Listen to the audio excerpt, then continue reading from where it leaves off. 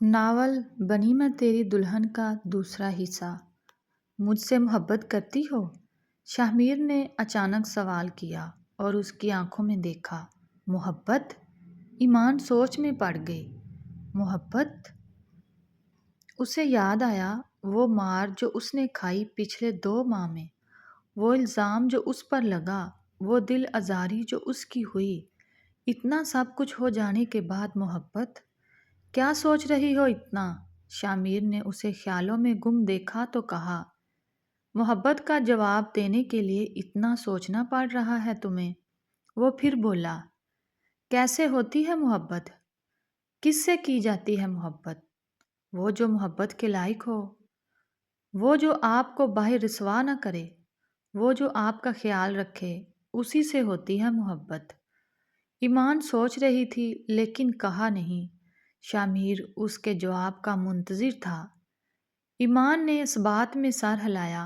وہ جانتی تھی کہ کچھ بھی کہنے سے پھر سے اہم ہنگامہ ہو سکتا تھا۔ شاہ خوش ہو گیا۔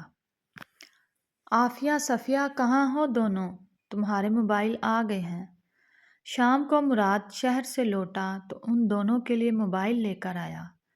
دونوں خوشی سے بھاگی بھاگی چلی آئیں اور موبائل مراد کے ہاتھ سے لے لیے اور کھول کر دیکھنے لگی۔ مراد کھڑا ان کو مسکراتا ہوا دیکھ رہا تھا۔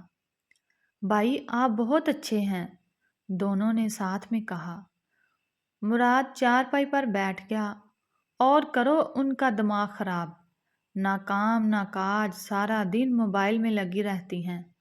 ساجدہ بولی، اماں آپ کا بس چلے تو سارا دن ہم سے کام کروائیں آپ۔ صفیہ نے کہا۔ شاہ جو اندر کمرے میں بیٹھا ہوا تھا ایمان کے ساتھ، آوازیں سن کر باہر آیا۔ کیا ہوا؟ شاہ نے پوچھا۔ مراد بھائی ہم دونوں کے لیے نئے موبائل لے کر آئے ہیں، عافیہ نے بتایا۔ ایمان بھی باہر آ گئی۔ ایسا کرو ایک موبائل ایمان کو دے دو، میں تمہیں دوسرا لا دوں گا۔ شاہ نے عافیہ سے کہا، نہیں میں ہرگز اپنا موبائل نہیں دوں گی۔ عافیہ نے موبائل اٹھایا اور کمرے میں چلی گئی۔ صفیہ تم اپنا موبائل ایمان کو دے دو، میں تمہارے لیے دوسرا لے آؤں گا۔ شاہ نے اب صفیہ سے کہا، میں نہیں دوں گی اپنا موبائل، میں جانتی ہوں آپ نہیں لائیں گے۔ صفیہ نے کہا، کیسے نہیں دو گی؟ دیکھتا ہوں۔ شاہ آگے بڑھا اور اس کے ہاتھ سے موبائل چھین لیا۔ ادھر دو میرا موبائل، صفیہ نے غصے سے کہا اور موبائل چھیننے کی کوشش کرنے لگی۔ ایمان دونوں کو دیکھ کر پریشان ہو گئی۔ آپ اسے واپس کر دیں، مجھے نہیں چاہیے موبائل، ایمان نے پریشانی سے کہا۔ وہ جانتی تھی اب سارا نزلہ اس پر گرے گا۔ دونوں بہن بھائیوں میں ہاتھا پائی شروع ہو گئی۔ شاہ یہ کیا طریقہ ہے؟ تمہیں اپنی بیوی کو موبائل دینا ہے تو خود شہر جاؤ اور لے کر دو، میری بہنوں کا کیوں چھین رہے ہو؟ مراد نے کہا، لیکن شاہ کچھ سن ہی نہیں رہا تھا۔ کل تک تو اس کی شکل بھی دیکھنا پسند نہیں کرتے تھے، تو آج اس کی فرمائشیں پوری کر رہے ہو۔ ساجدہ کو غصہ آ گیا۔ اماں آپ بیچ میں مت بولیں، شاہ نے کہا۔ ان دونوں کا جھگڑا بہت بڑھ گیا۔ کچھ تو یاد کرو شاہ، یہ ہمارے بھائی کے قاتل کی بہن ہے اور تم اس کے لیے مجھے مار رہے ہو، میرا موبائل چھین کر اسے دے رہے ہو۔ صفیہ رونے لگی۔ شاہ نے ایمان کا ہاتھ پکڑا اور موبائل اٹھا کر کمرے کی جانب بڑھنے لگا۔ صفیہ پیچھے بھاگی اور ایمان کو مارنے لگی۔ صفیہ تمیز سے، مراد نے کہا۔ تمہاری ہمت کیسے ہوئی میری بیوی پر ہاتھ اٹھانے کی؟ شاہ صفیہ کو مارنے کے لیے آگے بڑھا تو مراد نے اسے روک لیا۔ بیوی پر تم خود ہی کئی بار ہاتھ اٹھا چکے ہو۔ میں کچھ نہیں بولا کیونکہ میاں بیوی کے آپس کا معاملہ تھا، لیکن میری بہن کو اگر تم نے مارا تو میں تمہارا حشر کر دوں گا، مراد نے اس کا بازو دبوچتے ہوئے کہا۔ باڑ میں جاؤ تم سب، شاہ نے موبائل زمین پر پھینکتے ہوئے کہا۔ صفیہ نے تیزی سے موبائل اٹھایا اور صاف کرنے لگی۔ شامیر ایمان کا ہاتھ پکڑ کر اندر کمرے میں چلا گیا۔ توبہ توبہ، ایک دن میں پتہ نہیں کون سا تعویذ گول کر پلا دیا ہے میرے بیٹے کو اس لڑکی نے۔ کل تک تو اس کی شکل دیکھنے کا روادار نہیں تھا اور آج قربان جا رہا ہے۔ ساجدہ کہہ کر رونے لگی۔ مراد سر پکڑ کر وہاں بیٹھ گیا۔ یہ لوگ کبھی نہیں سدھریں گے، اس نے زیر لب کہا تھا۔ آپ کو اتنا ہنگامہ نہیں کرنا چاہیے تھا۔ آپ کے جانے کے بعد مجھے باتیں سننی پڑیں گی، ایمان نے پریشانی سے کہا۔ کوئی کچھ کہہ کر تو دکھائے تمہیں، زبان کھینچ لوں گا اس کی، شامیر نے کہا۔ آپ کی امی مجھے باتیں سنائیں گی، کیا ان کی زبان کھینچ سکتے ہیں آپ؟ ایمان رونے لگی۔ تم رو مت، شامیر نے اس کے آنسو پونچھتے ہوئے کہا۔ آپ اگر سب سے میرے لیے لڑیں گے تو میرے لیے پریشانی ہوگی، ایمان بولی۔ اچھا تم پریشان مت ہو، میں تمہارے لیے جلیبیاں لے کر آتا ہوں، شامیر نے کہا اور وہاں سے چلا گیا۔ وہ ٹیلے کے پاس آیا جہاں جلیبیاں بن رہی تھیں۔ اس نے جلیبی والے کو جلیبی کا کہا اور پیسے پکڑا دیے۔ تھوڑی سی دور اس کے تینوں دوست کھڑے ہوئے تھے جو اسے دیکھ کر ہنسنے لگے۔ شامیر ان کو نظر انداز کرتا ہوا جلیبیاں لے کے آگے بڑھنے لگا۔ وہ دیکھو جورو کا غلام جا رہا ہے، قاسم نے آواز لگائی اور وزیر سے ہاتھ ملا کر تالی بجائی۔ ضرورت اپنی بیوی کے لیے جلیبیاں لے کے جا رہا ہے، حامد نے بھی اونچی آواز میں مذاق اڑایا۔ شامیر نے ان کو غصے سے دیکھا اور ان کو نظر انداز کر کے گھر کی طرف بڑھنے لگا۔ چھوڑ دے اسے، ابھی بیوی کے حسن کی پٹی بندھی ہوئی ہے اس کی آنکھوں میں، بہت جلد یہ پٹی اتر جائے گی اور واپس ہمارے پاس ہی آئے گا دم ہلاتا ہوا، قاسم نے کہا۔ یار دیدار تو کرا دے اس کی بیوی کا، سنا ہے بہت حسین ہے، دل بے تاب ہے دیکھنے کو، حامد دل پر ہاتھ رکھ کر بولا۔ ہاں کرتے ہیں کوئی منصوبہ بندی اسے دیکھنے کی، میں خود دیکھنے کو بے چین ہوں۔ ضرور حسین ہے تو شامیر مرا جا رہا ہے اس کے لیے، ورنہ جس کام سے ہم اسے منع کرتے ہیں اس کی مجال نہیں کہ شامیر اس کے خلاف کچھ کرے، لیکن دیکھیں گے کیسے؟ وزیر نے کہا۔ سوچتے ہیں کچھ، قاسم نے تھوڑی کھجاتے ہوئے کہا۔ ایمان ایمان، شامیر نے گھر میں داخل ہوتے ہی آواز لگانا شروع کر دی۔ ایمان رات کے کھانے کے لیے لکڑیاں اکٹھا کر رہی تھی۔ یہ لو جلیبی، شامیر نے اسے شوپر تھامتے ہوئے کہا۔ آپ کمرے میں رکھ دیں، میں ابھی کام کر رہی ہوں، ایمان بولی۔ ماں کو تو کبھی کچھ لا کر نہیں دیا، کبھی بہنوں کو بھی کچھ نہیں دیا، اور اس لڑکی پر مہربانیاں ہو رہی ہیں، ساجدہ تپ گئی۔ آپ کو شوگر ہے اماں، سوچنا بھی مت جلیبی کے بارے میں، شامیر نے ہنستے ہوئے کہا۔ دیکھ رہی ہوں بڑا ہواؤں میں اڑ رہا ہے آج کل، ساجدہ نے طنز کیا۔ شامیر واقعی ہواؤں میں اڑ رہا تھا ایمان کی قربت پا کر، اسے اب ایمان کے سوا کچھ نظر نہیں آ رہا تھا، لیکن ایمان شامیر کے اس رویے سے پریشان تھی کیونکہ اس کی مہربانیوں کا صلہ اسی ساجدہ کے غصے کی صورت میں سہنا پڑ رہا تھا۔ کھا لو، گرم گرم ہے، پھر مزہ چلا جائے گا ٹھنڈے ہو کے، شامیر اس کے پاس بیٹھتا ہوا بولا۔ وہ کھانے لگی۔ ساجدہ کو یہ منظر ایک آنکھ نہیں بھا رہا تھا۔ کل تک تو بڑے دعوے کر رہا تھا بھائی کے قتل کا بدلہ لینے کا، کہاں گیا تمہارا بھائی سے پیار؟ ساجدہ بولی۔ اماں قتل ایمان نے نہیں کیا اور بدلہ تو میں ضرور لوں گا، بس حیدر میرے ہاتھ لگ جائے کسی دن، قسم کھاتا ہوں ویسے ہی ڈنڈا اس کے سر پر نہیں مارا تو نام شامیر نہیں میرا، شامیر نے کہا۔ ایمان پریشان ہوئی۔ کیا اب بھی وہ حیدر کے قتل کا ارادہ رکھتا ہے؟ ستیلا ہی صحیح لیکن اس کا بھائی تو تھا۔ شامیر گھر سے باہر گیا تو موقع پر ایمان مراد کے پاس آئی۔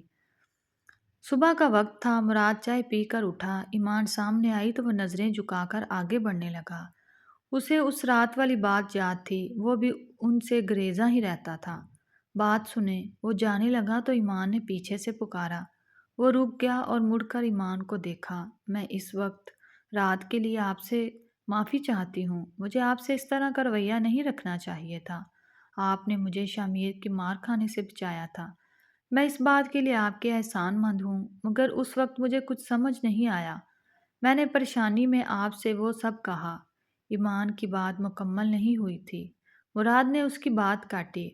مجھے نہیں معلوم آپ کو کیا پریشانی تھی، لیکن اتنا کہوں گا آپ نے اچھا نہیں کیا۔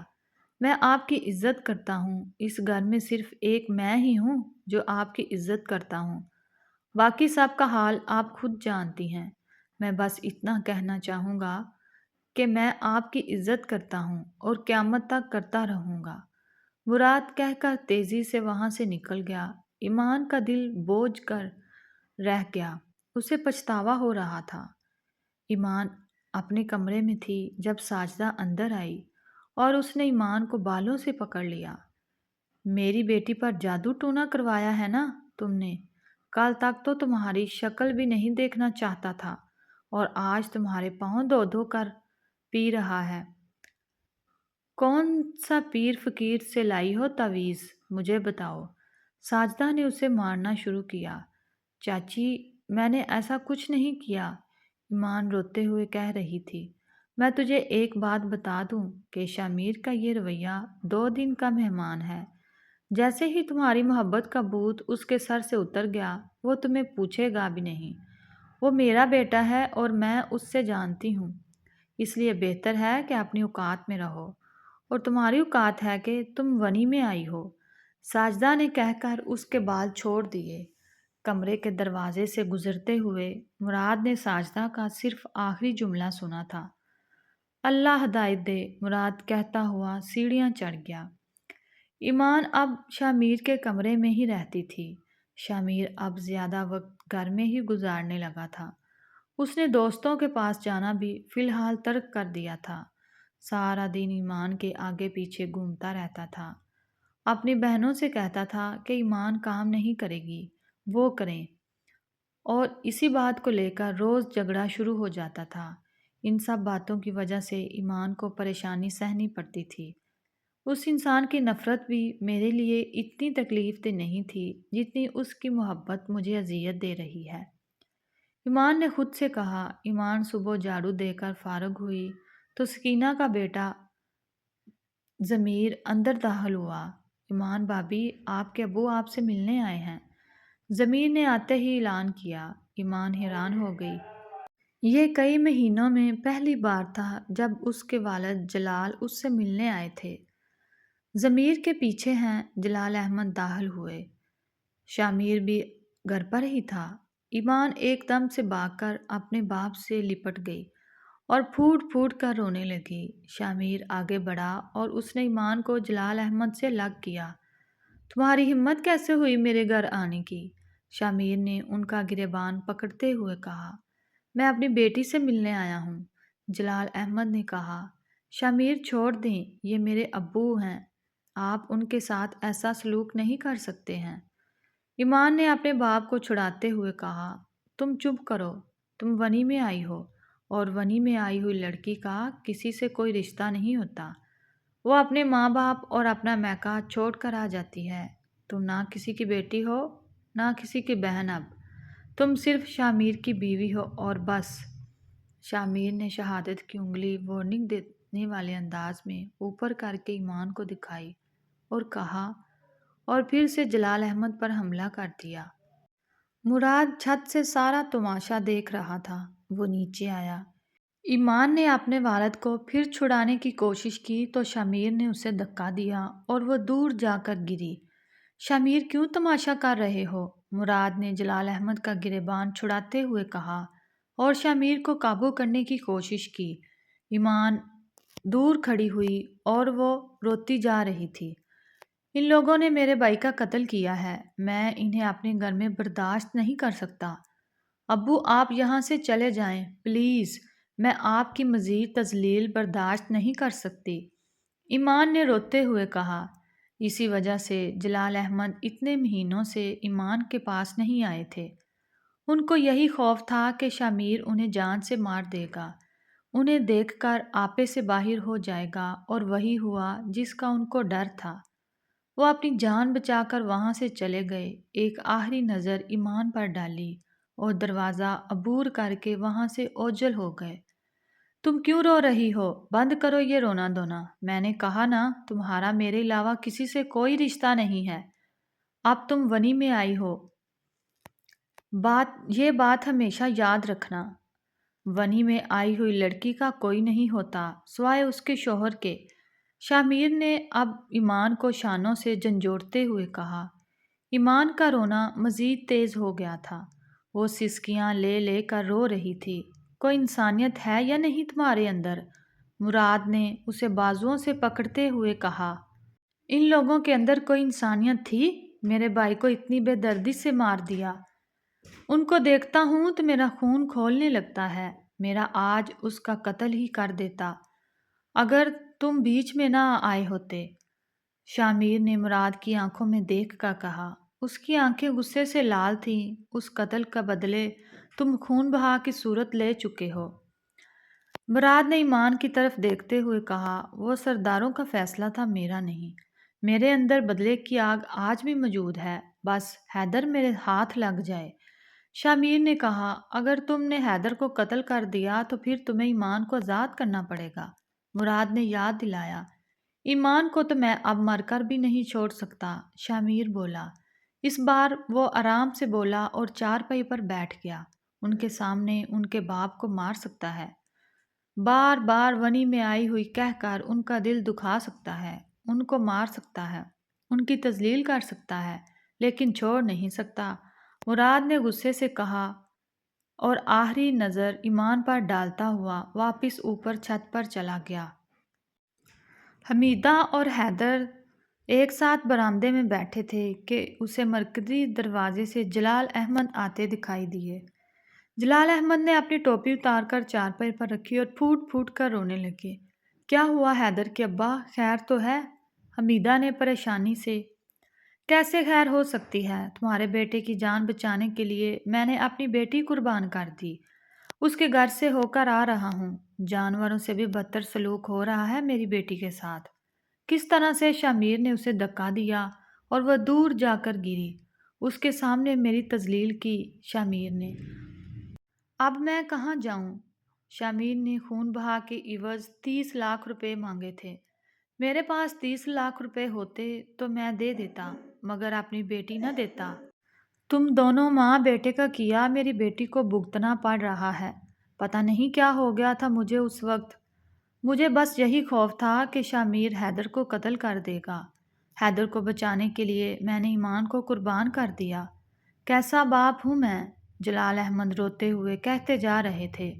آپ رونا بند کریں، آپ نے کچھ غلط نہیں کیا، یہ زمانے کا دستور ہے، بیٹا ہی سہارا ہوتا ہے، بیٹیاں تو ویسے بھی چلی جاتی ہیں، ایک نہ ایک دن تو ایمان نے چلے ہی جانا تھا، اور اتنے کھاتے پیتے گھر میں گئی ہے وہ۔ آپ بس حیدر کے بارے میں سوچیں، بس سوچیں کہ آپ کوئی بیٹی تھی ہی نہیں۔ حمیدہ نے بات بنانے کی کوشش کی، وہ ہر طرح سے اپنا اور حیدر کا دفاع کر رہی تھی۔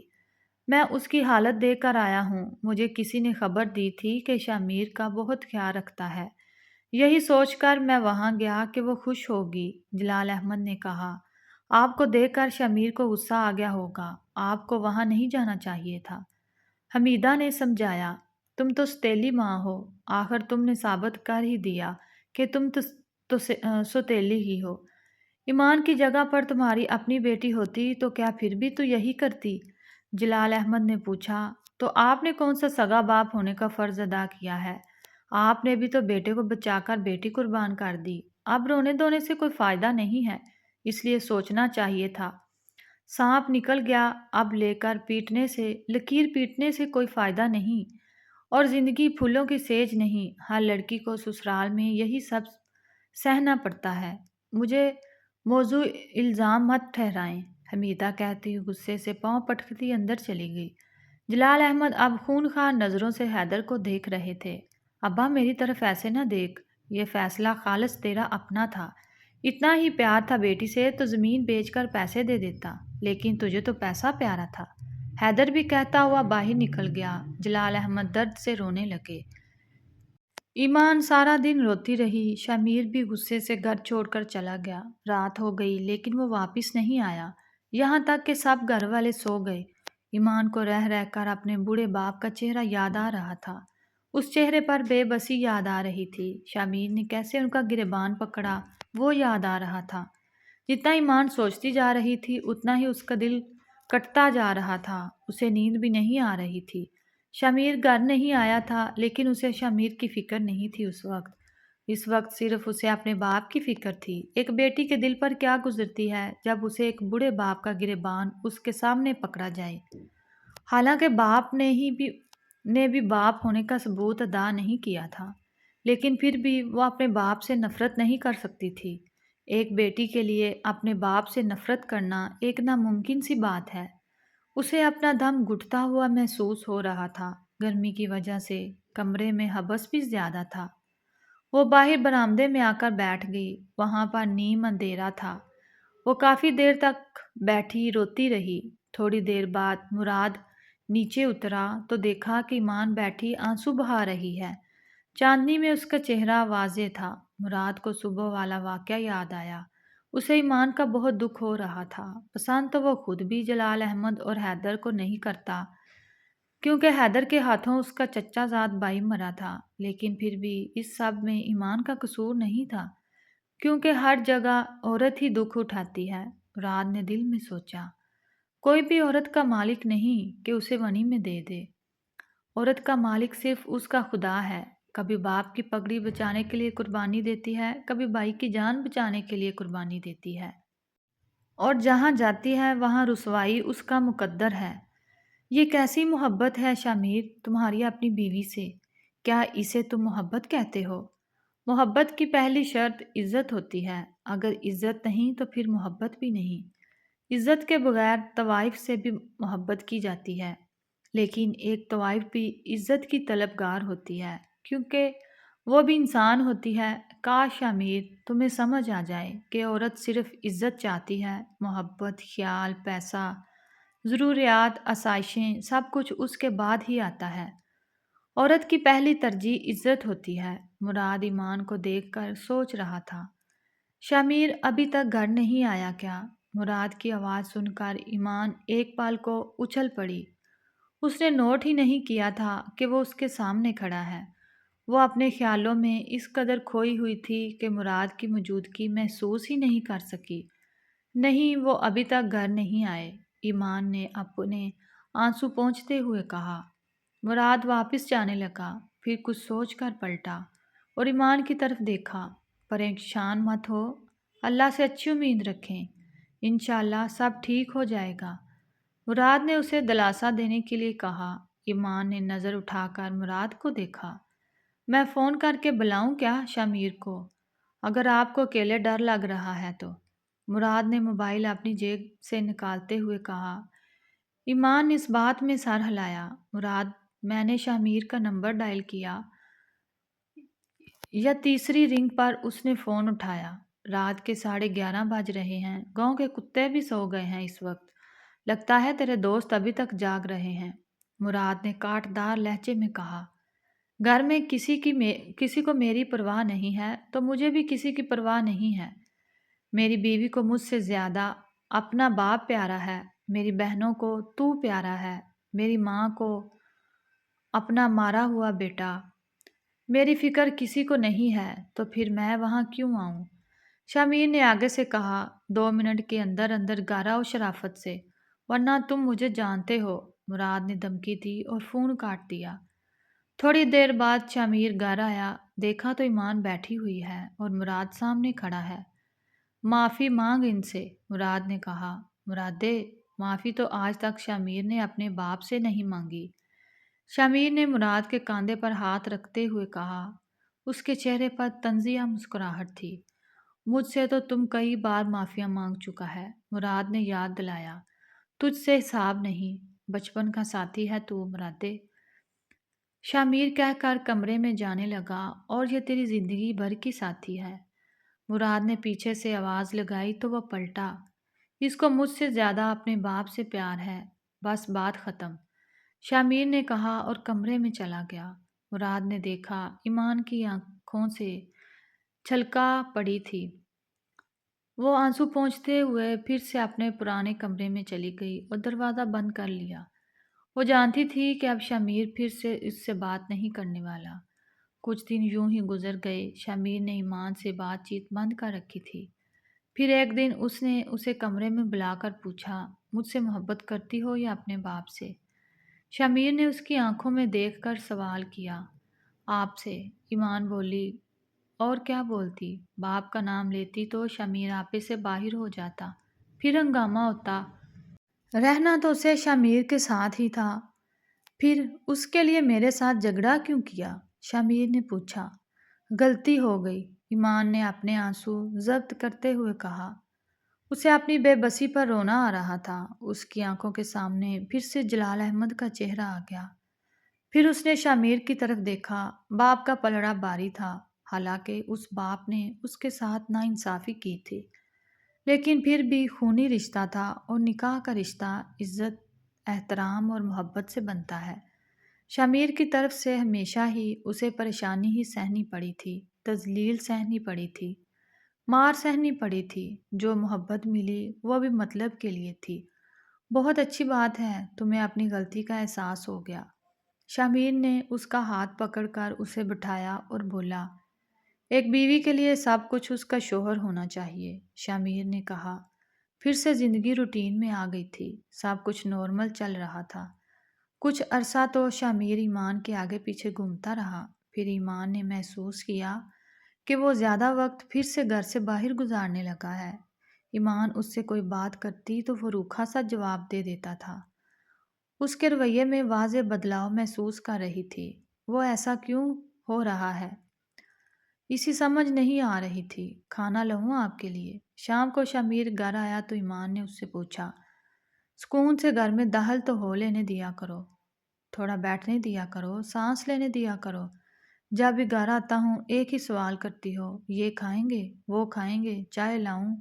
میں بیزار ہو گیا ہوں ان باتوں سے، شامیر نے بیزاری سے کہا اور چارپائی پر لیٹ گیا۔ ایمان دیکھتی رہ گئی۔ پھر یہ روز کا معمول بن گیا۔ وہ چھوٹی چھوٹی باتوں پر اس پر غصہ کرنے لگا، جن باتوں میں غصہ کرنے والی کوئی بات ہی نہیں ہوتی تھی، نارمل باتیں ہوتی تھی، ان میں بھی غصہ کرتا تھا۔ ایمان کا دل بوجھ جاتا تھا۔ دل کو تو باہر ہوتا ہی تھا، اب رات کو بھی وہ باہر ہی گزارتا تھا۔ اکثر رات دیر سے گھر آتا تھا جب ایمان سو چکی ہوتی تھی۔ ایک دن وہ اپنے کمرے میں بیٹھی تھی کہ سکینہ آ گئی۔ ایمان، مجھے تم سے بہت ضروری بات کرنی ہے، سکینہ رازداری والے انداز میں کہا تو ایمان تھوڑا پریشان ہوئی۔ کیا بات ہے چاچی؟ مجھے ڈر لگ رہا ہے۔ آپ کیا بات کرنے والی ہیں؟ ایمان سنبھل کر بیٹھ گئی اور پریشانی سے بولی، مجھے باہر کسی عورت نے بتایا ہے کہ تمہارے شوہر کا کسی دوسری عورت کے ساتھ چکر چل رہا ہے۔ سکینہ نے دبی دبی آواز میں بتایا۔ وہ بار بار دروازے کی طرف دیکھتی جا رہی تھی کہ کہیں شامیر نہ آ جائے۔ اگر اس نے سن لیا تو وہ سکینہ کا حشر کر دے گا، رشتے کا لحاظ کیے بغیر۔ ایمان کا دل ڈوب گیا، وہ گہری سوچ میں چلی گئی۔ اب اسے سمجھ آ گیا تھا کہ شامیر کا رویہ اس کے ساتھ روکھا روکھا سا کیوں ہے۔ آپ سچ بول رہی ہیں؟ کیا یہ خبر پکی ہے؟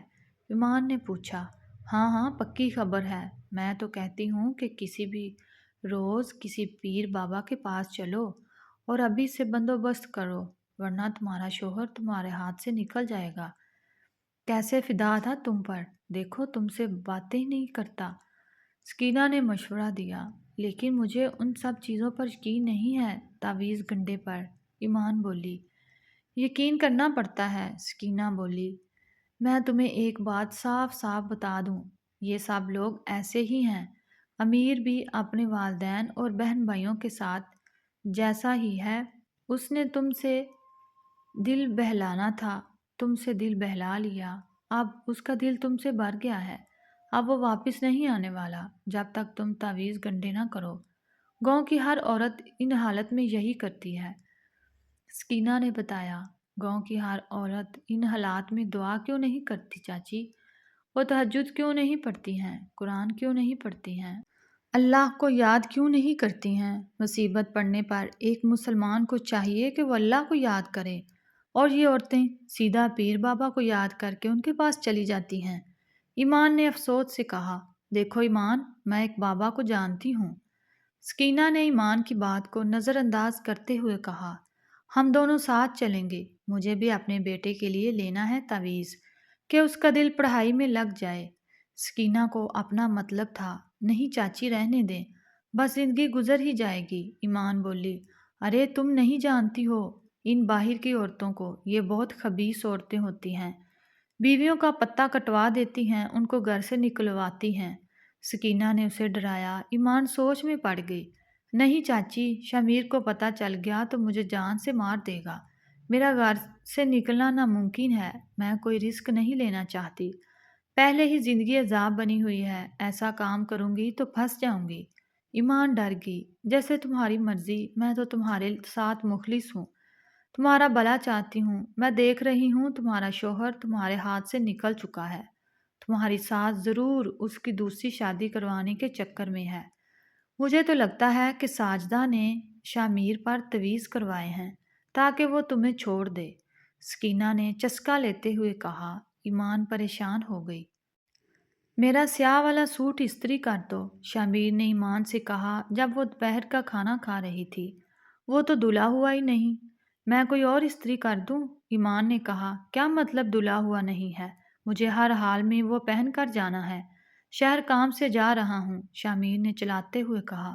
سب گھر والے کھانا کھا رہے تھے، اچھا میں ابھی دھو کر استری کر دیتی ہوں۔ ایمان نے کھانا آدھے میں چھوڑ دیا اور اٹھ کھڑی ہوئی، جلدی جلدی ہاتھ چلاؤ، شام تک مجھے جوڑا استری چاہیے۔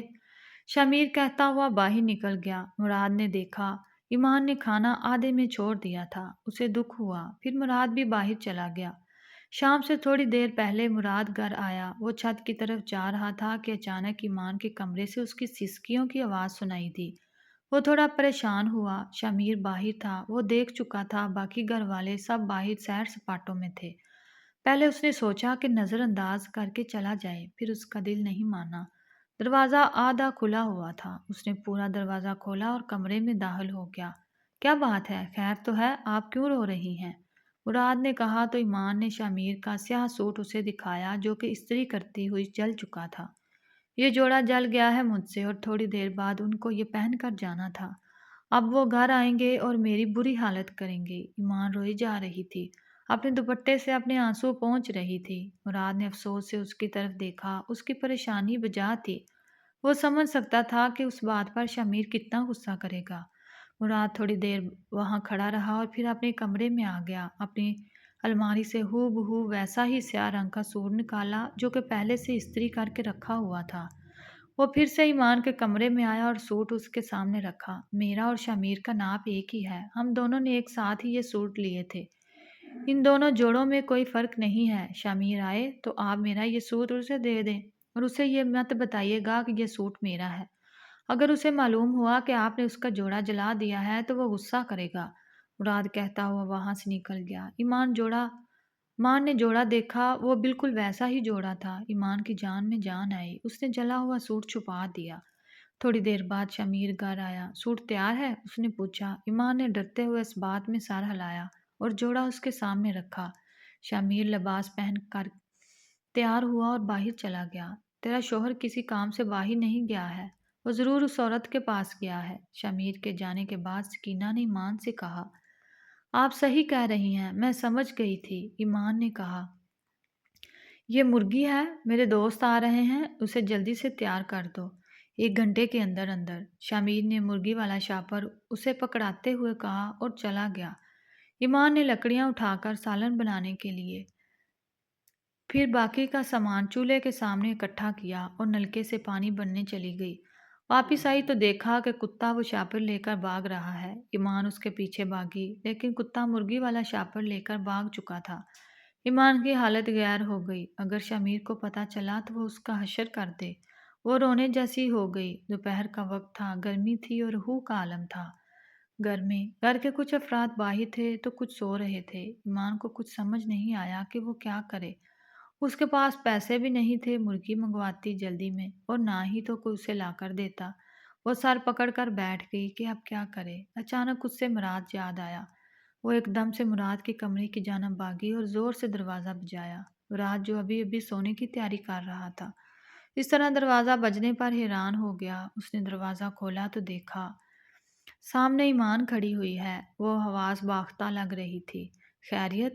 مراد نے پریشانی سے پوچھا۔ وہ کتا مرغی لے گیا، ایمان معصوم سی شکل بنا کر کہا۔ کتا مرغی لے گیا؟ بات سمجھ نہیں آئی۔ مراد کو سمجھ نہیں آیا کہ وہ کیا کہہ رہی ہے۔ شامیر کے دوست آئے تھے، ان کے لیے کھانا بنانا تھا، اور وہ مرغی لے کر آئے اور مجھے کہا کہ 1 گھنٹے کے اندر سالن تیار کرو۔ میں پانی بھرنے گئی تو پیچھے سے کتا مرغی لے اڑا۔ ایمان اب رو دینے کو تھی تو اس میں اتنا پریشانی والی کون سی بات ہے؟ مراد نے کہا۔ پھر خود ہی مراد کو یاد آیا کہ شامیر غصہ کرے گا۔ پلیز آپ مجھے کہیں سے بھی مرغی لا کر دے دیں ورنہ میں مر جاؤں گی۔ ایمان اب رونے لگی۔ اچھا آپ رونا بند کریں۔ مراد نے یہ کہہ کر اپنی جیب سے موبائل نکالا اور ایک نمبر ڈائل کیا۔ ہاں صدام، جلدی سے ایک مرغی لاؤ میرے گھر فوراً، مہمان آئے ہیں۔ مراد کسی کو فون پر ہدایت دے رہا تھا۔ پھر اس نے فون کاٹ دیا۔ آ رہی ہے مرغی، مراد نے کہا۔ اس کے چہرے پر مسکراہٹ پھیل گئی۔ ایمان پریشان تھی، لیکن مراد کو ہنسی آ رہی تھی اس کی حالت دیکھ کر۔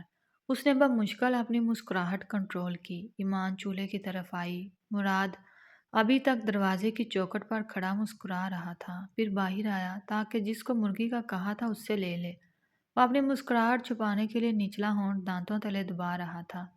ایمان دیکھ رہی تھی کہ مراد اس کی حالت پر مسکرا رہا ہے، لیکن فی الحال اسے غصہ نہیں آ رہا تھا، بلکہ وہ پریشان تھی۔ تھوڑی دیر میں صدام مرغی لے کر حاضر ہو گیا۔ یہ لے مرغی، مراد مرغی اس کے سامنے رکھتے ہوئے کہا۔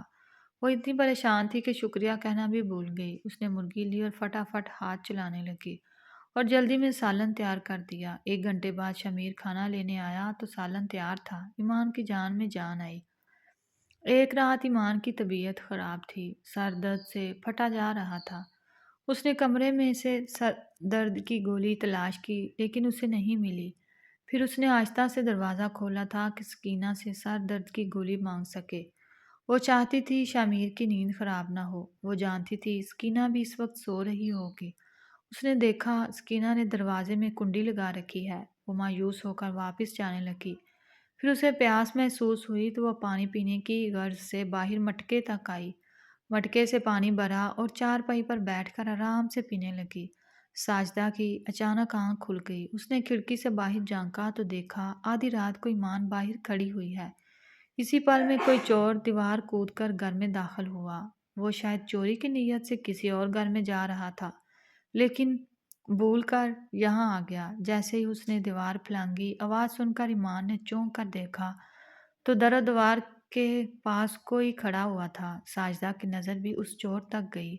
کون ہے کون ہے؟ ساجدہ نے زور زور سے چلانا شروع کیا تو چور بھاگ گیا۔ ساجدہ ایک دم سے باہر نکلی۔ شامیر اور مراد بھی ساجدہ کی چیخیں سن کر باہر آئے۔ کیا ہوا اماں؟ اور ایمان تم اتنی رات کو باہر کیا کر رہی ہو؟ شامیر نے پوچھا تو ایمان کو اپنے پیروں سے جان نکلتی ہوئی محسوس ہوئی۔ کیا ہوا چاچی؟ آپ چیخ کیوں رہی ہیں؟ مراد نے پوچھا۔ میں نے دیکھا کوئی آدمی دیوار پھلانگ کر آیا ہے، ساجدہ نے بتایا۔ تم بتاؤ ایمان، تم آدھی رات کو یہاں باہر کیا کر رہی تھی؟ شامیر نے غصے سے کہا۔ ابھی بھابھی کی تفتیش چھوڑو اور چور کو تلاش کرو، مراد نے غصے سے کہا اور اندر سے پستول لے کر آیا۔ شامیر نے بھی اپنا پستول اٹھایا اور گھر کے چاروں طرف کی تلاشی لینے لگے۔ یہاں تو کوئی بھی نہیں ہے، مراد نے کہا۔ میں نے خود اپنی آنکھوں سے دیکھا ہے، ساجدہ بولی۔ کہیں تم نے تو کسی کو نہیں بلایا ایمان؟ شامیر نے غصے سے پوچھا۔ یہ آپ کیسی باتیں کر رہے ہیں؟ میں ایسا کیوں کروں گی؟ میں تو پانی پینے آئی تھی، ایمان نے ڈرتے ہوئے کہا۔ شامیر تمیز سے بات کرو، ہمیشہ ہی گھٹیا باتیں کرتے ہو۔ مجھے تمہاری یہ عادت بالکل بھی پسند نہیں ہے، ذرا لحاظ نہیں ہے تم میں، مراد نے غصے سے کہا۔ سوچنے والی بات ہے مراد، یہ کیوں آدھی رات کو باہر کھڑی تھی اور اس وقت کیوں کوئی دیوار پھلانگ کر آیا؟ وہ تو میں نے چیخ ماری تو وہ بھاگ گیا۔ ہو سکتا ہے شامیر سچ کہہ رہا ہو، ساجدہ بولی۔ مجھے پیاس لگی تھی، میں بس پانی پینے آئی تھی، اور میں کس کو بلاؤں گی؟ میں نے تو آج تک گھر سے باہر قدم نہیں نکالا، گاؤں میں کوئی مجھے جانتا بھی نہیں ہے، ایمان کہہ کر رونے لگی۔ اس گاؤں میں نہیں جانتا، لیکن تمہارے اپنے گاؤں میں تو بہت سارے لڑکے تمہیں جانتے ہوں گے، اور ہو سکتا ہے وہاں سے کوئی آیا ہو تم سے ملنے۔ ساجدہ نے شمیر کے شک کو مزید ہوا دی۔ شمیر کا غصہ مزید بڑھ گیا اور اس نے ایمان کو مارنا شروع کیا۔ مجھے ہمیشہ سے میرے دوست کہتے تھے کہ تمہاری بیوی بد کردار ہے، لیکن میں نے ہمیشہ تمہاری طرفداری کی۔ اپنے دوستوں سے لڑتا رہا، ان سے بات بند کی، ان کے ساتھ بیٹھنا چھوڑ دیا، لیکن آج مجھے لگ رہا ہے کہ وہ صحیح کہہ رہے تھے، تم واقعی بد کردار ہو۔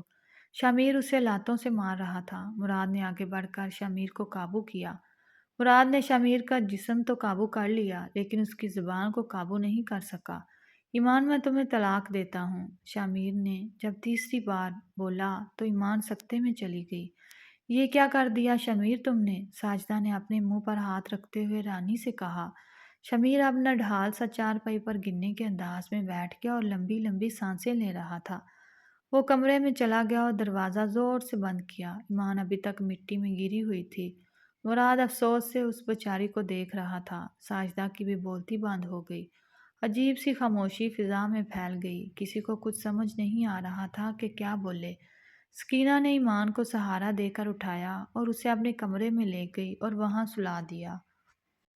ویڈیو کا اگلا حصہ دیکھنے کے لیے ہمارے چینل کو سبسکرائب کریں اور ویڈیو کو لائک کریں۔